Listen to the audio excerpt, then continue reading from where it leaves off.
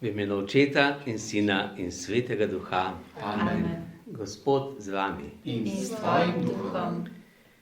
Pa predno bomo začeli s poslušanjem Božje besede in pogovorom o tem, zmolimo kesanje in prosimo Svetega Duha.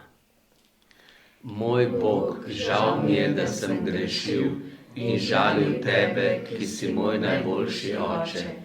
Trdno sklenem, da se bom poboljšal, pomagaj mi s svojo milostjo. Amen.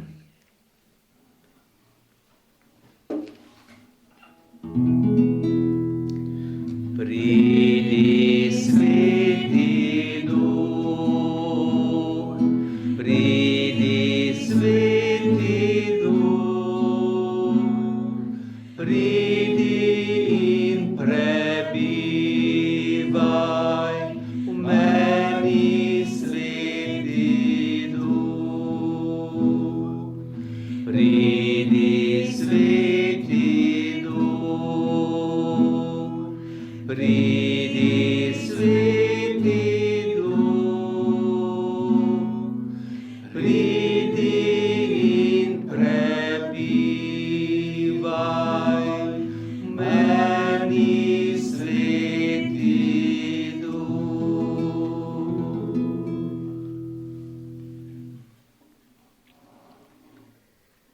Tako, ker smo pri krstu postali Božji otroci in ker je Sveti Duh v nas, smemo zdajle k Bogu moliti tako, kot nas Jezus uči. Oče naš, ki si v nebesih, posvečeno bodi tvoje ime, pridi k nam tvoje kraljestvo, zgodi se tvoja volja, kako v nebesih, tako na zemlji. Daj nam danes naš vsakdanji kruh in odpusti nam naše dolge, kakor tudi mi odpuščamo svojim dolžnikom, in ne vpelji nas v skušnjavo, temveč reši nas hudega. Zdrava Marija, milosti polna, Gospod je s teboj, blagoslovljena si med ženami in blagoslovljen je sad tvojega telesa, Jezus. Sveta Marija, Mati Božja, prosi za nas grešnike, zdaj in ob naši smrtni uri. Amen. Slava Očetu in Sinu in Svetemu Duhu, kakor je bilo v začetku, tako zdaj in vselej in vekomaj. Amen. V imenu Očeta in Sina in Svetega Duha. Amen. Tako danes bomo slišali, kako je bilo v eni hiši v Betaniji, blizu Jeruzalema, ko je prišel Jezus na obisk. Poslušajmo, kakšne skrbi je imela Marta.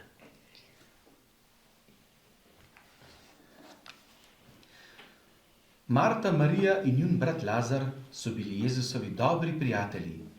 Živeli so v mestecu na pobočju Oljske gore, imenovane Betanija, kake pol ure hoda od Jeruzalema. Kadarkoli so Jezus in njegovi učenci obiskali Jeruzalem, so se oglasili tudi pri prijateljih v Betaniji. Nekega dne pa je Marta zagledala učence, ki so se skupaj z Jezusom vsi prašni in utrujeni bližali po cesti. Brž je stekla in naložila dračja na ogenj, da bi jim pripravila obed. Marta je obiskovalcem šla naproti.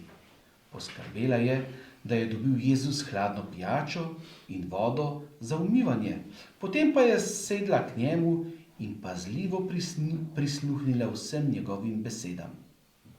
Marta je postajala vedno bolj vznemirjena in razgreta, ker je imela veliko opravka s kuhanjem.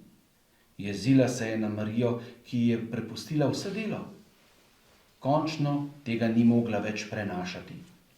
Pohitela je k Jezusu in mu segla v besedo. Ali ne moreš reči Mariji, da mi pomaga? Ga je vprašala. Res ne vem, zakaj bi morala vse sama narediti.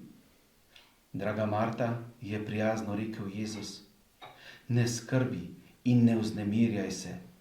Pripravi mi nekaj preprostega, potem boš tudi ti imela čas, da prisluhneš temu, kar vam želim povedati zdaj, ko sem pri vas.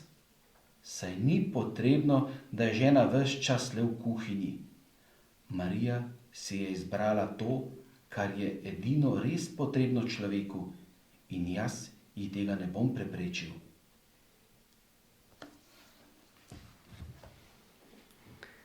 Tako, slišali smo, kaj se je zgodilo v Betaniji. To je približno 3 km iz Jeruzalema ven in tam se je Jezus velikokrat ustavil.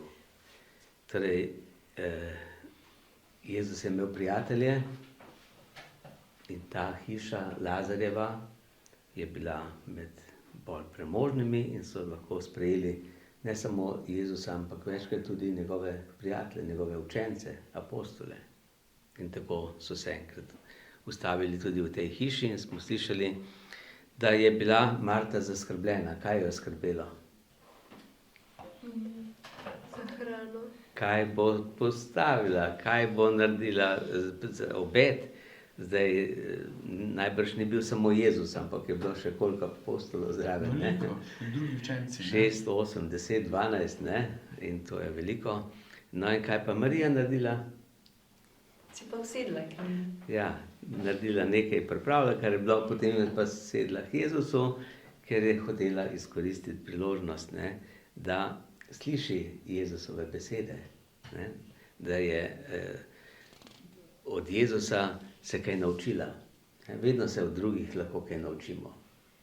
Če poslušamo, če gledamo in tako. No in tako, torej, Judje so bili zelo gostoljubni, so vedno gostom dali najboljše stvari in zato je bila Marta normalno v skrbeh oziroma zelo zaposlena s tem, kar je morala narediti. No in se potem, ko je videla, da ne gre vse tako, pritožila, ja. In ni rekla Marti, ampak je rekla Jezusu. Ja. Kaj mislite, katera je bila starejša, Marta ali Marija? Kaj bi rekli? Marta je, ponavadi je tista starejša, je vedno sprejemala goste, ne? In skrbela za goste. Najstarejši je to dolžnost najstarejših, ne? Da poskrbijo za vse.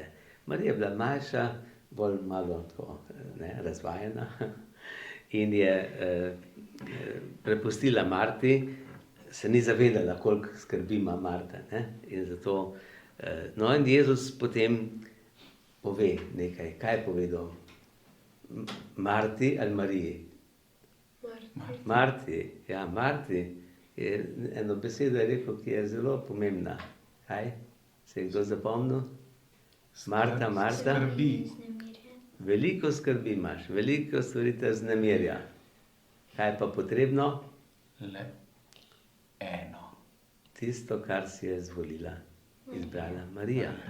Marija, ja, Marija si je izbrala to, kar je pomembno za njeno dušo. Marta je skrbela pa to, kar je potrebno za telo. Ne? Zdaj, kaj mi skrbimo, bolj za telo ali za dušo? Za telo. Velikokrat Ja, za telo. veliko več Več skrbi za telo. in časa porabimo za telo, kot pa za dušo. Ne? Kje pa dobimo kakšno hrano za dušo? V cerkvi, ja, v cerkvi, Molitvi. pri molitvi. Ja, Pri branju Božje besede. Pri branju Božje besede, pa tudi kakšne druge stvari. Ne? Pogovarjanju, poslušanju. Pogovoru, poslušanju, Premišljevanju. ja. Branju. Tako. Se pravi, da si vzamemo čas tudi za to, ne? Za svojo dušo, pa da poskrbimo tudi za duše drugih. Ne? Kaj je Jezus skrbel, za telo ali za dušo? Bolj za dušo. Ja, za oboje. Za Ne? oboje. Če je bil kdo bolan, ga je ozdravil, če je bil pa kdo žalosten, ga je pa potolažil ali pa mu Se tudi pomagal. jedo zraven, ne? Marta mu je stregla. Ja, tudi Pa za jedo telo je zraven, ni poskrbel. Ja? govoril. Ja. Je bolj narobe to, kar je Marta naredila. Bi bilo boljše, da bi se tudi ona usedla zraven. No. Ja, kaj bi pa pol, bi samo dušo nahranili. Ne, se si rečeno, da skromne stvari, a ne skromne. Skromne, ja. Ni treba, da se žena ves čas zaustavlja v kuhinji. Tako, lahko bi še apostoli kaj pomagali, pa bi A vsi ne, skupaj kaj to, ja, naredili. to. Ne? Vsak nekaj, pa bi potem imeli veliko časa za pogovor tudi. Ne? To je tudi možno. No? Glede, recimo, ko so svetega Janeza Boska razglasili za svetnika, pa so takrat prej imeli pogovore o tem, a je naredil vse tako dobro ali ne. pa je veliko stvari je bilo, ki jih je Janez Bosko naredil, ne? Toliko otrok je imel, mladih in tako naprej in vse. No in potem je škof vprašal, ja, poslušajte, če je Janez Bosko toliko stvari delal, kdaj pa molil? A kaj molil? Ja, in potem je pa en drug škof, je pa rekel, veste kaj, jaz bi vas pa vprašal, kdaj Janez Bosko ni molil? Kdaj ni molil? Vse njegovo delo je bila molitev, ne? Zato je važno, da to tudi mi vidimo, se naučimo, da lahko tudi delo postane molitev, če je izrečeno Bogu, če je Bogu v čast, Bogu v slavo in drugim v pomoč in zveličanje, ne? Zato je važna in molitev in delo, ne? Eni rečejo kontemplacija, to je razmišljanje, premišljevanje in akcija, delo, ne? Oboje. Ampak pomembno je, da tudi med delom mislimo na to, kaj je pomembno in komu v čast delamo. A delamo sebi v čast, ali delamo Bogu v čast, ne? In tisti, ki dela Bogu v čast, dela mirno. Če pa v svoj čas delamo, se pa vedno bojimo, ali bojo ljudje to sprejeli ali ne, ali bojo prav to razlagali ali narobe. Če pa delaš Bogu v čas, pa rečeš, Bog vse je zate. In ti pomaga, da bom naredil tako, kot je prav in kot je najboljše. No, zato se moramo tudi mi v življenju naučiti, da delamo vedno tako, kot je Bogu v čast. In zato zdajle Bogu in zapojmo še eno pesem in zaključimo to naše razmišljanje, ko bomo zapeli Jezus je pot, resnica in življenje. Prijateljstvo je pot, ki pelje v življenje. V molitvi je pot in v daritvi. Delo pomeni tudi daritev, ne?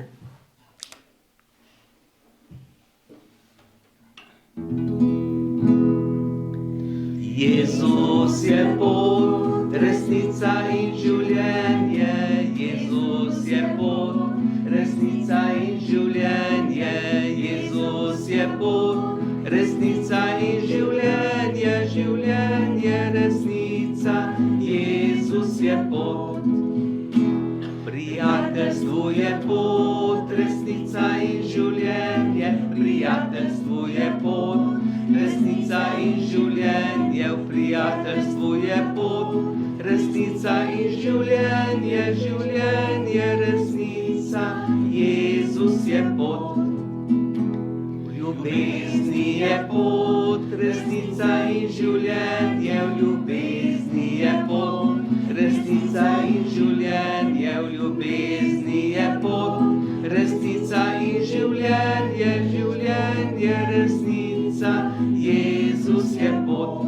V molitvi je pot, resnica in življenje. V molitvi je pot, resnica in življenje. V molitvi je pot, resnica in življenje. Življenje, resnica, Jezus je pot. V daritvi je pot, resnica in življenje. V daritvi je pot, resnica in življenje. V daritvi je pot, resnica in življenje. Življenje, resnica, Jezus je pot.